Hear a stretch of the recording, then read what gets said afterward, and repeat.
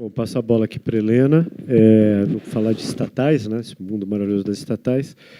Só lembrando que esse é um grande debate que está ocorrendo agora no Brasil por causa da questão da Petrobras e da greve dos caminhoneiros, né?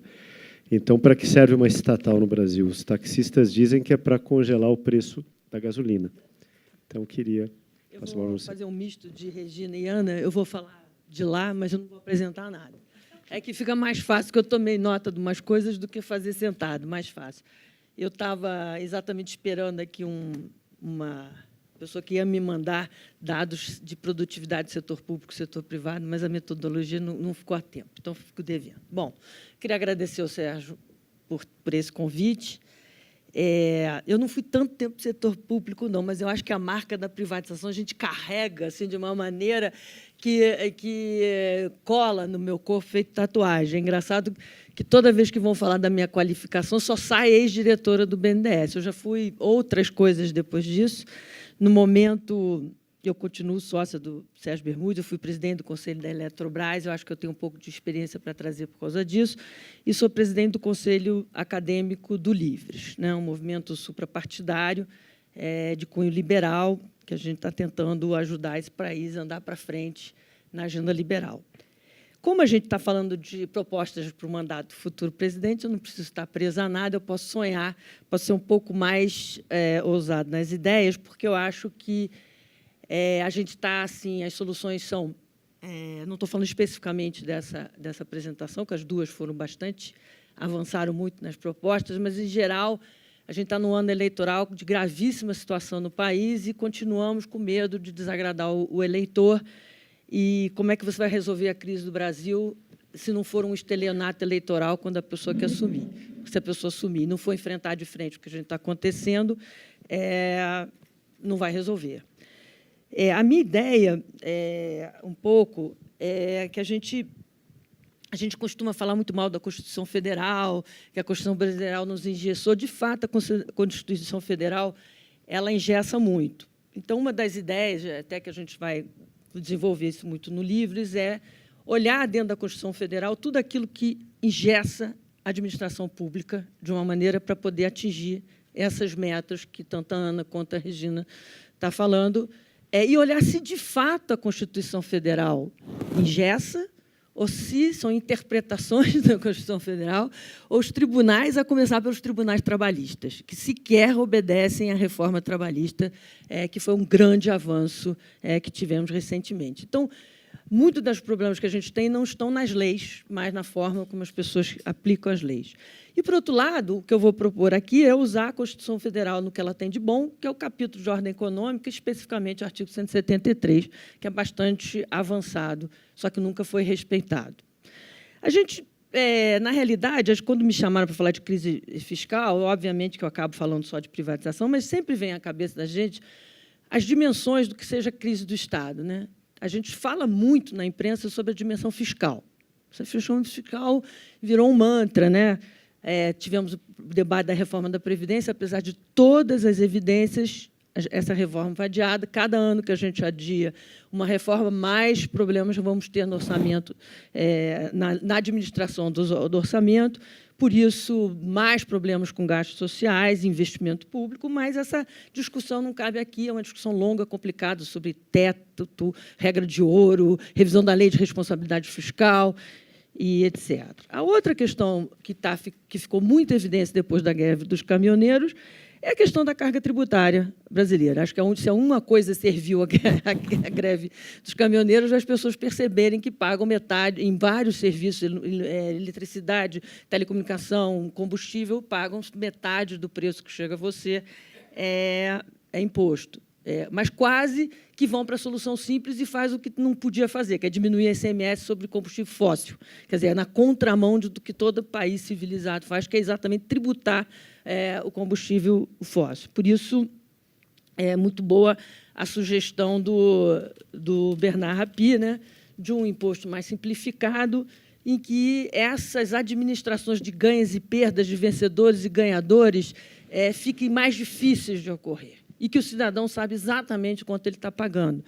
Porque a nós, assim, uma elite econômica, ou elite jurídica, o que for, sabe que a gente está pagando uma carga tributária de 33% do PIB, junto-se a esse endividamento, ou seja, o Estado tira da gente quase 1/3 da nossa renda e devolve em quê? Não tem a sensação de devolve. Então, começa a discussão do não foi por 20 centavos, não é por 46 centavos, mas é contra tudo isso que está aí. Também, a Ana levantou isso, parece que a gente tinha combinado, mas é fundamental que a gente melhore a cidadania tributária, a gestão do Estado, porque é a única forma da gente melhorar a cidadania e igualdade de oportunidade. Se você não sabe em que gasta, como arrecada, de onde está indo, para onde está chegando, você não pode resolver questões da falta de atendimento do cidadão. Mas a minha parte que me toca é a terceira pé dessa crise de Estado fiscal, que é esse Estado pesado, esse Estado ineficiente, né? E a gente vê várias tentativas ao longo dos anos de melhorar a gestão. Então, você vai lá na melhorar a gestão do pessoal, e aí faz a lei das estatais, e quer melhorar a governança. A Regina falou da emenda de 1998. Mas a gente não adianta, porque tem uma coisa complicada nessas pequenas mudanças, que é uma cultura. Você falaram da Inglaterra, a Ana mostrou que na Inglaterra é mais flexível, você falou da experiência. Eu me lembro quando eu fui morar em Londres, e meu filho foi visitar, ele começou a ler The Economist, ele é economista, e falou assim: "Ô, mãe, o cara que vai ser secretário de transporte de Londres, o anúncio para a contratação está no Economist. A pessoa que trabalha no Banco Central inglês não precisa ser natural da Inglaterra, ele tem que ser qualificado." Então, esses pequenos ajustes marginais, eu estou ficando cada dia... Eu sempre fui um pouco radical, né? Mas eu estou ficando cada dia mais, porque a gente não consegue avançar, dada essa cultura patrimonialista que a gente tem. Se a gente for olhar no lado da governança, por exemplo, estatal é CLT. Né? A gente não devia nem estar debatendo aqui problemas do estatal. Eu vou contar um pouquinho dos problemas que eu tive na Eletrobras, mas não devia nem estar discutindo isso, porque se é CLT, você demite. Pronto, acabou, vai, remuneração, faz tudo isso que a gente quer fazer com o serviço público, a gente poderia já estar fazendo nas estatais e não faz. A questão de governança, fizeram a lei das estatais. A lei das estatais ela foi simbolicamente importante, porque, de fato, deu a nós, conselheiros de estatais, um piso, mas não exime os conselheiros de estatais da obrigação de barrar quem não tem capacidade técnica para ele. Mas aí vai da vontade do conselheiro, entendeu? Porque, se ele cumpriu com a lei das estatais, por exemplo, uma pessoa que sai de Furnas, passou 30 anos em Furnas e quer voltar por indicação política, ele cumpre a lei das estatais. Ele está especializado na área, ele tem todas as questões. A gente quer aquele cara que saiu de Furnas, passou 30 anos lá, está com 75 anos de idade para ser diretor de volta? Acho que não, né? Mas torna o conselho, então, muito mais ativo, não exime. É um piso. Ele não nada mais além do que isso. Na Eletrobras, por exemplo, boa parte do conselho passa a maior parte do tempo aprovando e reprovando nomes. São mais de 500 cargos. A Eletrobras tem 38 empresas subsidiárias, 170 participações. Tudo passa pelo conselho. Cada empresa subsidiária tem 5 diretores e pelo menos 5 conselheiros. Então, daí você já tem 380, mais os 170 de subsidiária, e etc, etc, etc. Então, é um trabalho insano, isso, que, de novo, você faz uma regulação, como a Regina falou, enorme, TCU, lei das estatais, que o bom senso suprimiria, porque você já tem a lei das sociedades anônimas, por exemplo, para as empresas de sociedade de economia mista. E aí a gente tem as agências reguladoras que deveriam regular o Estado brasileiro, também, igual, regulam o setor privado, mas não regulam. É o caso da Petrobras. O caso da Petrobras, sintomático, tem monopólio no refino. A ANP, ao invés de criar um grupo de trabalho com CAD, etc., para fazer uma obrigação, um TAC de desinvestimento da Petrobras, não. Ela faz uma consulta pública para que, temporariamente, se discuta uma política de reajuste de combustíveis, que não é tarefa da ANP, porque se trata de um mercado potencialmente competitivo. A agência reguladora não administra preço de mercado competitivo. O trabalho da ANP era obrigar o desinvestimento da Petrobras. Mas o que ela faz? Enquanto a Petrobras não vende da maneira que quer, quando quer, da forma que quer, a gente, então, controla preço. Ou seja, isso é porque é a melhor agência hoje, né, que a gente tem por aí. Então, tem uma coisa assim, que é uma complacência com o monopólio estatal, com a ineficiência estatal, com a má gestão de estatal, que eu não vejo solução a não ser a questão da privatização. Então, eu fico começando... às vezes, na coisa de provocação, outro dia estava num debate, a minha sensação é a seguinte, a gente está com Boeing em queda livre, né, que é a situação do Estado brasileiro, e as pessoas ficam discutindo como é que troca o parafuso da porta do lavatório. É mais ou menos isso que a gente está fazendo. Não, vou ajustar aqui um pouquinho, vou ajustar ali, eu não sei o quê, aí vem um candidato, não, eu sou a favor da privatização, menos setor estratégico, aí ninguém sabe o que é setor estratégico, não sou a favor do fim da estabilidade, mas não sei o quê, mas tem uma coisa assim, e o Boeing vai cair, vai cair. Então, assim, para te dar exemplo, antes de entrar na minha proposta, porque eu quero falar rápido para a gente debater sobre privatização, é o seguinte, problema de pessoal estatal. Participação no lucro sem lucro. Comum em todas as estatais. Todas fazem participação PLR sem lucro. Não tem lucro, mas distribui lucro. Né? Aí o argumento... Aí entra no acordo coletivo. Entra no acordo coletivo. O gestor da estatal sequer vai à justiça trabalhista para anular aquela cláusula. Ele vai lá e aceita, para não ter problema. Então, o cara ganha participação no lucro. A gente teve na Eletrobras uma distribuição de participação no lucro maior do que a União recebeu em dividendos, por exemplo. Né? Então, essa noção de que estatal é de ninguém também não dá, né? É uma coisa cultural. Por exemplo, 17 salários, sem resultado. Ao ponto, por exemplo, temos um banco público, o BNDES, que distribui resultado por desembolso, não pela qualidade do imposto e quanto retornou. Quer dizer, 500 bilhões saíram para o BNDES, é pau na máquina e muito salário. Né? Então, você vê, isso não tem nada a ver com legislação, isso tem a ver com bom senso. Um gestor que faz isso devia entrar na discussão sobre improbidade administrativa, no meu ponto de vista. Quando você não faz isso, não tem, né, o contrapeso da irresponsabilidade com o dinheiro público. Outro, por exemplo, PDV. Que horror a PDV. Acho que devia ser proibido PDV em estatal, completamente. Especialmente o segundo PDV. O segundo PDV é igual ao segundo refis. Né? Assim, a pessoa não vou aceitar. Então, assim, você faz um PDV, dá não sei quanto, mantém 2 anos de assistência médica, disso, aquilo, ninguém faz. Eu estava na Eletrobras, um dia peguei um cara no elevador e ele dizia assim, não vou assinar o PDV. Ele não sabia que eu era presidente do conselho, estava no elevador comigo, e falou assim, eu não vou assinar esse PDV, porque esse pessoal aí vai tudo cair, com Temer, foi na primeira denúncia do Temer, logo depois eu saí. Vai tudo cair, eu vou ficar aqui, vou continuar trabalhando, venho aqui só terça e quinta, quero ver me demitirem, não saio daqui de jeito nenhum. E você não consegue, como a Ana falou, demitir esse sujeito. Você não consegue demitir essa pessoa, porque é perseguição política, porque é isso, porque é aquilo. Então, PDV. Acho que a gente devia, entre as propostas, dizer assim, olha, você faz um PDV, depois está 3 anos, 5 anos, naquele mandato não pode ter outro PDV. E fez PDV, não pode contratar, a menos que o PDV seja para tirar gente que está fora daquilo e na estrutura do PDV. Eu vou tirar um para botar outro. Distorção entre estatais. Enorme também, isso ninguém vê. Um presidente da Eletrobras ganha 1/3 do presidente da Petrobras e metade do presidente do BNDES. Por que motivo? Ninguém sabe. Né? Então, a gente tem assim, uma série de distorções no serviço público que a gente pode até tentar ir ajustando. Por exemplo, a discussão de estabilidade. Óbvio que a estabilidade é um ganho da democracia. Né? A gente não pode ter funcionário público perseguido por troca de mandato. Mas, assim como o foro privilegiado foi distorcido, a estabilidade foi distorcida.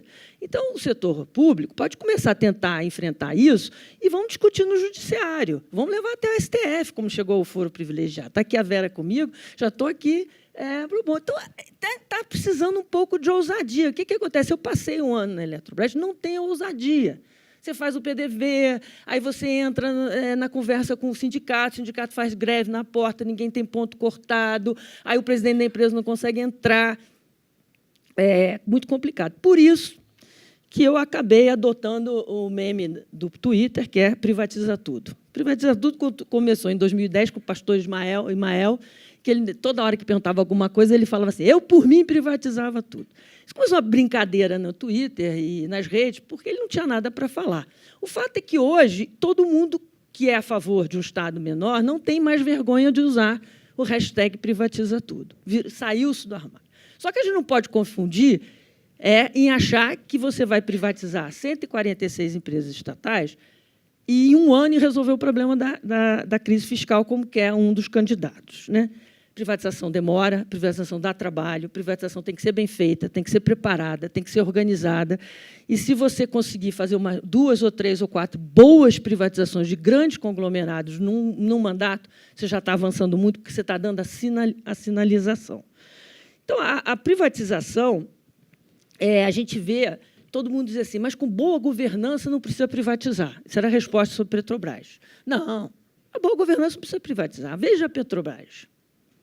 Aí um amigo meu, assim, o Brasil precisa parar de pensar, isso muito antes da crise, que o único presidente possível para a Petrobras é o Pedro Parente, porque, no dia que ele sair, o que vai acontecer com a Petrobras, né? E o Pedro realmente teve uma governança absolutamente independente, trocou o conselho e tal, mas caiu, né? Caiu.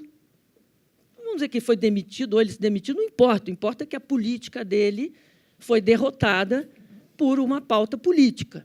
É isso. Ou seja, não tem proteção de governança.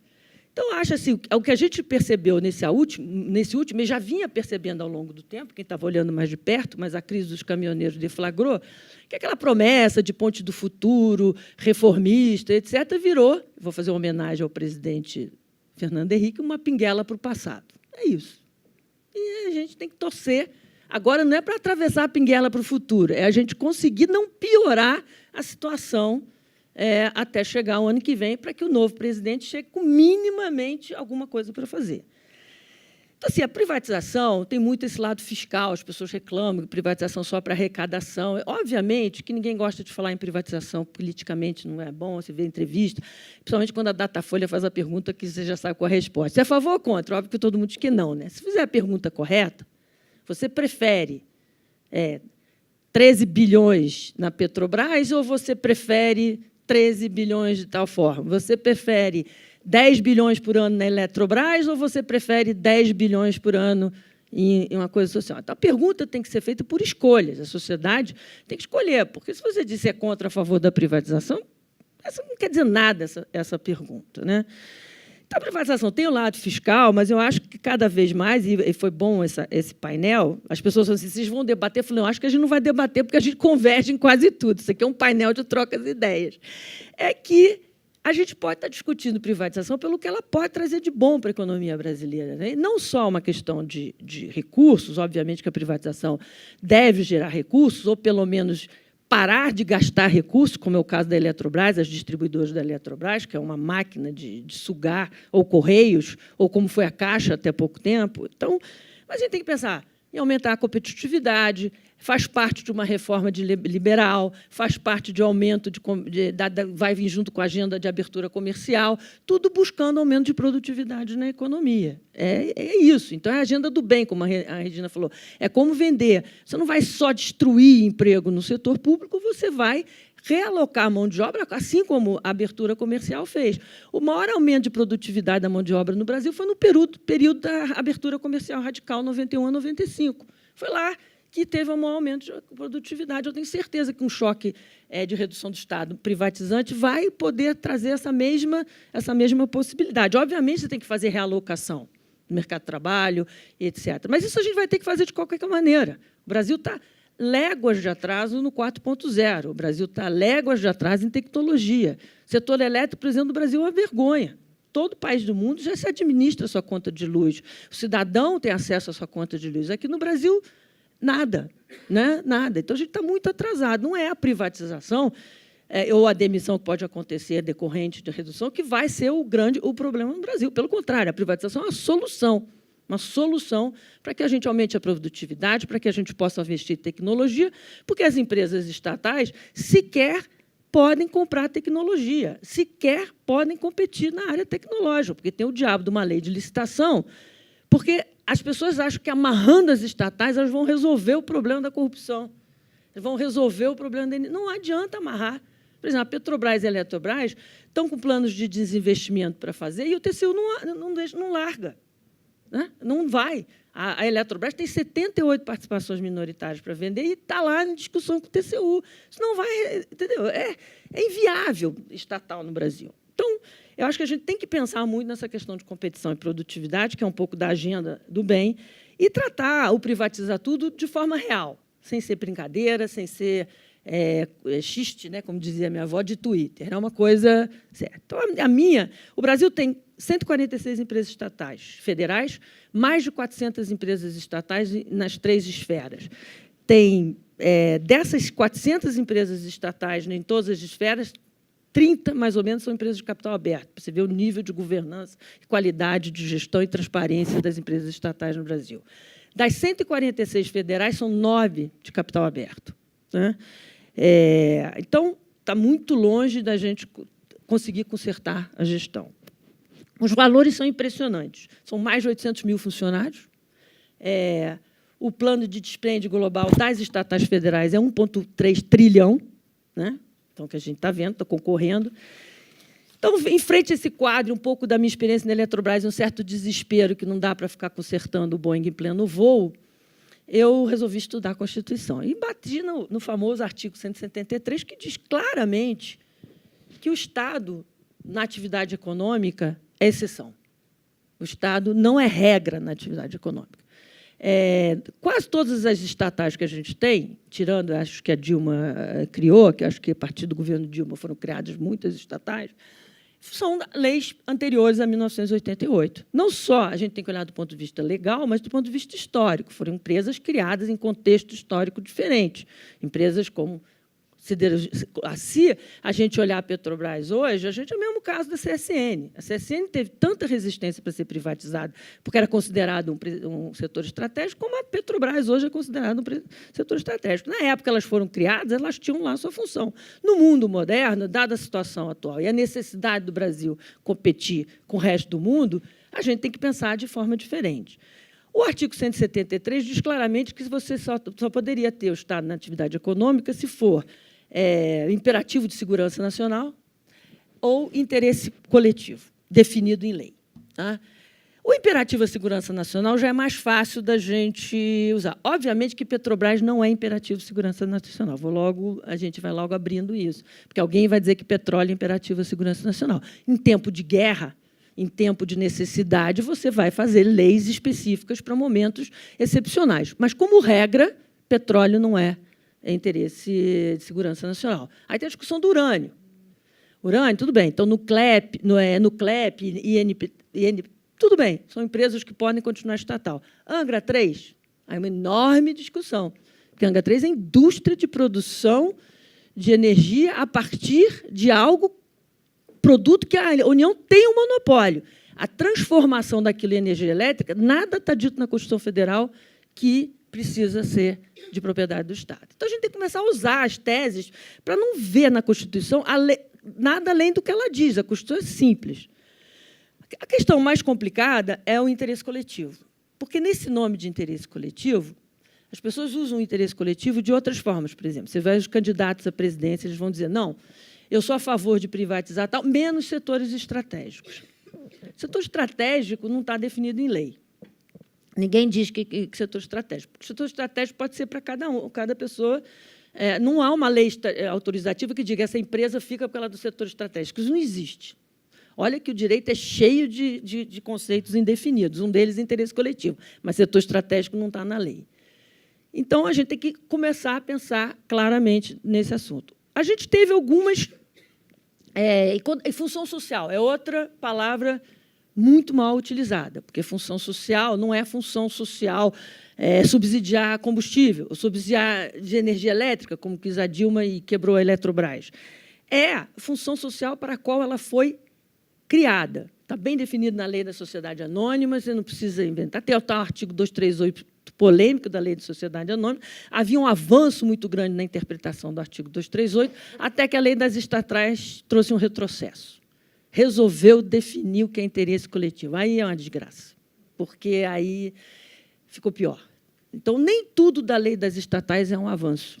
Ela amarra mais, ela torna mais difícil separar o que é interesse público do que é função da empresa. Então, a proposta que eu tenho trazido é que a gente mude completamente, e vou encerrar, mude completamente a lógica da privatização e siga a Constituição. A Constituição diz que os casos onde o Estado deve estar presente são exceções. Então, a gente faz uma lei geral de privatização, substituindo a que existe hoje, PPI, PND, não misturaria a venda de ativos com concessão, são coisas distintas. Faria uma lei nova onde você inclui, a princípio, todo mundo na possibilidade de privatização. E a empresa estatal, para existir, hoje em dia, como é que o governo faz? Ele tem que privatizar uma a uma. Cada empresa que ele vai privatizar, ele tem que justificar. Cada empresa que ele tem que justificar, ele cria uma resistência. Por exemplo, Docas no Maranhão. 6 meses com o decreto pronto na mesa do pessoal do Ministério do Planejamento e o Sarney não deixa aquela porcaria da Docas do Maranhão. A Docas do Espírito... Essa saiu. Do Espírito Santo não saiu porque a Rose não deixou. Então, assim, Rose de Freitas não deixou. Então, assim, é 1 a 1. Isso, umas empresinhas que não... michurucas. Então, a ideia é o contrário. Você coloca tudo a priori, passível de privatização ou desestatização, como está na Constituição, e aí cria-se um conselho de Estado, uma autarquia independente, alguma coisa independente que não tem influência política, porque hoje são os ministros de Estado que compõem o conselho, aí não funciona, porque os ministros são nomeados politicamente. O ministro do Maranhão não vai querer privatizar a Codomar. Então, você faz uma coisa separada, de especialistas que vão criar a discussão do que deve, o que atende ou não atende o artigo 173. E a gente vai ter muito pouca empresa que atende o artigo 173. Tem umas óbvias. Embrapa, empresa de pesquisa de planejamento energético. Essas são óbvias. No CLEP, tem uma discussão sobre Conab. O resto não tem. Então, esses 146 números, eles impressionam muito, mas, se você descer no detalhe, são 38 da Petrobras, 38 da Eletrobras, 21 do sistema financeiro, 16 do Banco do Brasil, 3 do BNDES, 1 da Caixa Econômica, e depois você tem logística, assim, Valec, Correios, Telebrás. Para que existe a Telebrás? Para nada. Entendeu? Então, uma empresa de satélite e tal, absorvível facilmente por alguma coisa. Então, são muitas coisas simples. Por incrível que pareça, outro dia eu recebi um estudo da Roland Berger, o setor onde vai dar mais dinheiro é o setor financeiro, porque a quantidade de banco estadual que ainda tem de desenvolvimento nesse Brasil é um negócio de louco. E, quando você inclui o sistema financeiro, e o bom do trabalho da Roland Berger é que ele inclui BNDESPar. Então, a carteira da BNDESPar é privatizável. Por que essa implicância com a carteira da BNDESPar? Porque, por exemplo, o BNDESPar entrou para ajudar a privatização da Vale. A Vale foi em 1997. E está lá até hoje. E tem uma posição estatista dentro da Vale do Rio Doce. Então, empresa estatal, quando inventam, ela não acaba mais. Então, a primeira coisa que tem que dizer é que está proibido a criação de empresa estatal. É o primeiro artigo da lei, enquanto não tiver... E dentro dessa coisa. Porque qualquer empresa estatal que você cria, ela não acaba. Valec, né? Amazul, Engeprom, CEITEC. Olha, gente, não acaba. E você não vai comparar com outras empresas que têm função de Estado clara. Então, a minha proposta que eu coloco aqui, Sérgio, assim, dessa coisa, assim, não adianta ficar tentando melhorar a gestão da estatal, porque no setor público é diferente, você tem a sua carreira. No estatal não adianta mais, não há possibilidade. Não há possibilidade. Você vê que hoje conseguiu suspender a liminar do leilão das distribuidoras da Eletrobras, porque um juiz resolveu suspender para que fossem avaliados os contratos de trabalho pós-privatização. O contrato de trabalho hoje é CLT, pós da privatização continuará sendo CLT. Demite quem quiser, e ponto. Então, assim, eu não tenho mais esperança em ajustes marginais com o estatal. Eu acho que a gente tem que ir para um programa de privatização profundo, amplo, sério, porque o benefício para a sociedade brasileira vai ser líquido, vai ser muito mais positivo do que o que a gente tem hoje no Brasil.